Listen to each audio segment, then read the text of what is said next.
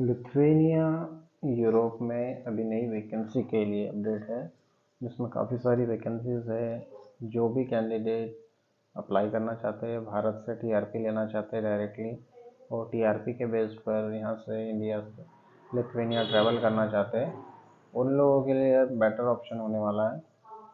Vacancies का हम detail जानेंगे।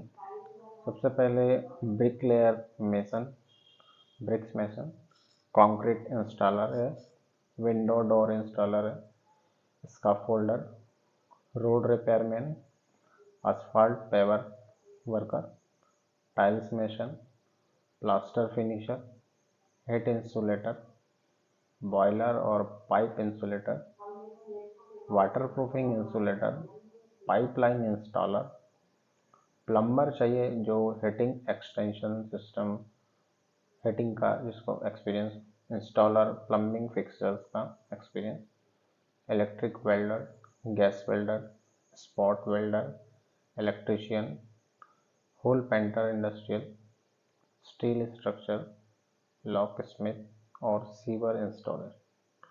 ये सारे ट्रेड्स जो अभी अवेलेबल है, सभी कैटेगरी में कैंडिडेट को आईटीआई या डिप्लोमा होना ज़रूरी है। बिना आईटीआई और बिना डिप्लोमा के कोई भी कैंडिडेट एलिजिबल नहीं होगा। बाय एग्जांपल समझने के लिए, आपका ट्रेड इलेक्ट्रिशियन है और आप अप्लाई करना चाहते हैं। बहुत सारे कैंडिडेट ये पूछते हैं कि सर मेरा गल्फ का 4-5 साल का एक्सपीरियंस है, तो क्या मैं एलिजिबल हूँ? तो आंसर ये है कि आप एलिजिबल नहीं हैं। एलिजिबल वही लोग हैं जिन्हें के पास टेक्निकल एजुकेशन है, आईटीआई या डिप्लोमा है, गवर्नमेंट, और उनके जो इंस्टीट्यूशन है वो गवर्नमेंट हो या प्राइवेट हो, उनका कम से कम 1 साल या 2 साल या 3 साल का डिप्लोमा या आईटीआई होना ज़रूरी है। साथ में इलेक्ट्रीशियन का वर्क एक्सपीरियंस सर्टिफिकेट होना भी ज़रूरी है, तभी वो एलिजिबल होंगे। साथ में कैंडिडेट का एक क्वेश्चन ये भी रहता है कि क्या हम बिना पीसीसी के अप्लाई कर सकते हैं? तो आंसर ये है कि पीसीसी मस्ट है। फर्स्ट में आपका एप्लीकेशन तभी एक्सेप्ट किया जाएगा जब आपके पास रेडी पीसीसी रहता है। कुछ कैंडिडेट अपने पासपोर्ट मोबाइल से फ़ोटो खींच के भेज देते हैं, तो ये बिल्कुल गलत है। हम लोग ऐसे एप्लीकेशन एक्सेप्ट नहीं करते हैं और इन्हें ये सलाह दी जाती है कि अपने डॉक्यूमेंट जब भेजें तो सारे एक साथ भेजें और अकॉर्डिंग बाय चेकलिस्ट भेजें, ताकि जो भी एचआर टीम से, डिपार्टमेंट से जो भी स्टाफ रहता है, आपके डॉक्यूमेंट सारे वेरीफाई करके आपको सही से रिप्लाई दे सकें। अगर आप मोबाइल से फ़ोटो खींच के भेजते हैं तो ये पॉसिबल ये होता है कि वो रिजेक्शन होता है। देन आपको ये भी नहीं पता चल पाता है कि आपके डॉक्यूमेंट्स के ऊपर क्या हुआ क्या नहीं हुआ, आप एलिजिबल है या नहीं। तो बेटर ऑप्शन ये है कि आप अपना रिज्यूम अच्छे से बनाएं। आपके पासपोर्ट की पूरी बुक जो होती है 36 पेजेस की, वो सारे पेजेस को आप स्कैन कराएं। Marksheet, education certificate, PCC, photo, ये सारे डॉक्यूमेंट आप पीडीएफ में क्रिएट करके सारे डॉक्यूमेंट सिस्टमेटिक तरीके से कंप्यूटर स्कैन करके बनाकर भेजें, ताकि जो एम्प्लॉयर है वो आपके डॉक्यूमेंट से इम्प्रेस हो और आपका सिलेक्शन लिस्ट में जल्दी से जल्दी नाम आए। अदरवाइज डॉक्यूमेंटेशन आप भी जानते हो, एक एम्प्लॉयर के पास हज़ारों डॉक्यूमेंट्स आते हैं बट हज़ारों सिलेक्शन नहीं होते हैं, ड्यू टू आपके डॉक्यूमेंट्स प्रॉपर नहीं रहते हैं। तो डॉक्यूमेंटेशन पर वर्क कीजिए।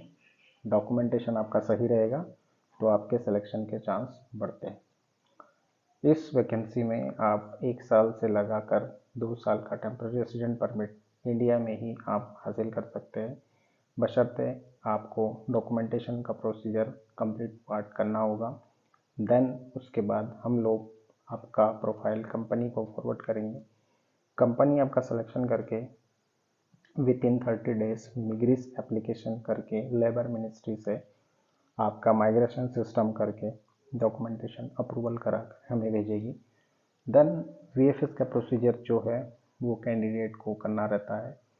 वीएफएस के लिए बायोमेट्रिक्स का procedure, documentation procedure, documentation submission, normal interview, ये सारे प्रक्रिया से कैंडिडेट को गुजरना होगा। देन जो टाइम फ्रेम है गवर्नमेंट के अकॉर्डिंग बाय टाइम फ्रेम, उस टाइम फ्रेम में आपका टेम्पररी रेजिडेंट परमिट बन के आ जाता है। आने के बाद जो ज्वाइनिंग फॉर्मेलिटीज़ है और जो आपका फ़्लाइट टिकट का सारा कुछ प्रोसीजर है आप कंप्लीट करके इंडिया से लिथुआनिया सीधे जा सकते हैं। इन प्रोसीजर्स को आपको फॉलो करना रहता है। जो भी कैंडिडेट टीआरपी बेस पे लिथुआनिया जाने के लिए ट्राई कर रहे हैं उन लोगों के लिए गोल्डन अपॉर्चुनिटी हो सकती है। सभी टेक्निकल वैकेंसीज अवेलेबल है, सिर्फ रेडी पीसीसी वाले कैंडिडेट ही अप्लाई करें। जो सैलरी होती है वो 800 से 1200 यूरो होगी। कंपनी रूम, ओवर टाइम और बेसिक फैसिलिटीज़ जो एज पर लेबर लॉ है वो सारी प्रोवाइड करेंगे। डॉक्यूमेंटेशन की चेकलिस्ट हम एक बार आपको और फिर बता देते हैं। Updated CV, education certificate. Education certificate में आपका आईटीआई डिप्लोमा होना ज़रूरी है। एक्सपीरियंस सर्टिफिकेट 3 to 5 ईयर होना ज़रूरी है। पुलिस क्लियरेंस सर्टिफिकेट आपका पासपोर्ट ऑफिस से होगा। फ़ोटो जो आपका है as per Shenzhen visa requirement 3.5 by 4.5 का साइज़ रहेगा। और पासपोर्ट के आपके ऑल पेजेस स्कैन फॉर्मेट में होना चाहिए। सभी डॉक्यूमेंट्स आपके पीडीएफ फॉर्मेट में होना चाहिए और एचडी क्वालिटी में कंप्यूटर स्कैनर द्वारा होने चाहिए। मोबाइल से फ़ोटो खींचे हुए और अधूरे डॉक्यूमेंट स्वीकार नहीं किए जाएंगे, ये ऑटोमेटिकली रिजेक्शन हो जाएंगे। तो जो भी कैंडिडेट ये वीडियो देख रहे हैं अभी आप अप्लाई कीजिए और हमारे मोबाइल नंबर अवेलेबल है 7304759098। ऑफिस का टाइमिंग जो रहता है 11 बजे से 5 बजे के बीच में आप कॉल कीजिए। और अगर आप व्हाट्सएप पर संपर्क करते हैं तो उसमें आपकी पूरी क्यूरी लिखिए, ना कि सिर्फ हाय और हेलो। हाय और हेलो हमारे पास हज़ारों की संख्या में आते हैं, हम हर किसी का रिप्लाई नहीं दे पाते। समय अनुसार आप अगर सही से आपकी क्वेरी लिखते हैं तो हमारी टीम आपसे जल्दी से जल्दी आपकी क्वेरी रिजॉल्व करने की कोशिश करेगी। हमारा ईमेल आईडी है info@valuegate.in। आप वेबसाइट विजिट भी कर सकते हैं www.valuegate.in। Thank you.